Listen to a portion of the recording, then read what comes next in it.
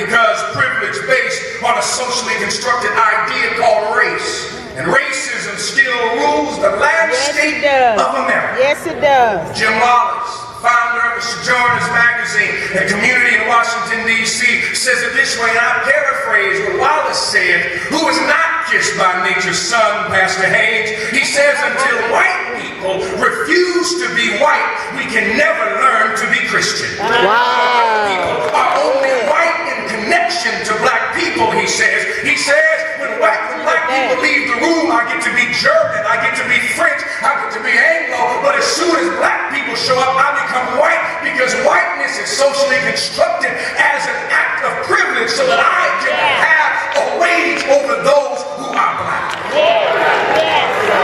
Moments like these, we need to learn how to grieve. We must learn how to grieve the way that Paul taught us, the Church of Rome, that nothing can separate us from the love of God.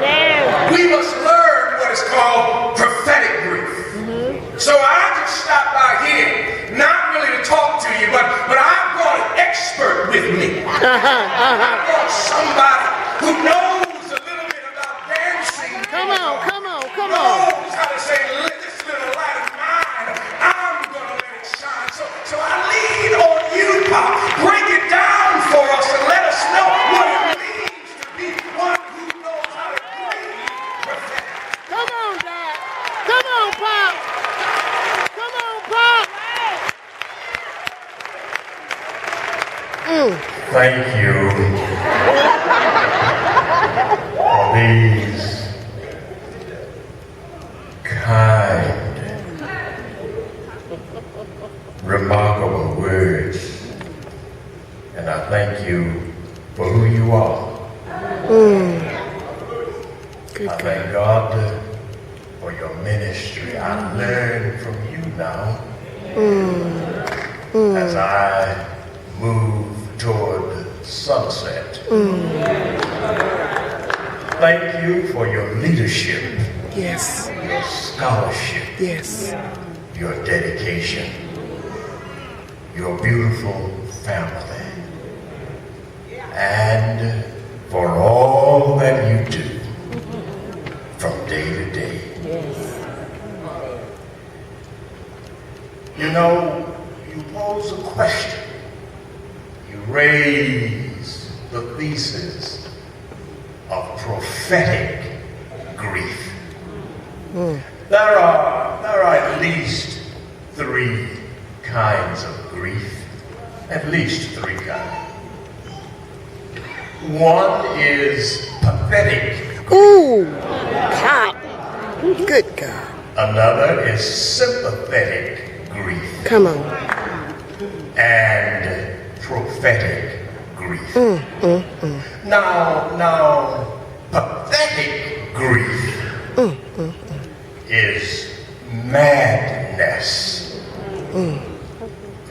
out of control anger that can turn into hatred. Yes. And violence, revenge. That's pathetic. Lord help, Lord help. Sometimes grief, if you are not anchored in the Lord, grief can drive you mad. That's pathetic grief. But then there is sympathetic grief, where you stand outside of the circle of hurt and blood and wounds and send words Come on. of sympathy from a safe distance. Uttering worn-out phrases and misplaced remarks. I know how you feel. Lord help. Come on now. How can you know how I feel when you are not me? All right. How can you know how I feel when every life is special and sacred? Sure, you might have had death in your family, but this death is unique because every life is unique. So sympathy is to be at a safe distance from the harm and danger and send remarks. But then there is prophetic grief. When you stand inside the tragedy. Come in. With the person who is bleeding.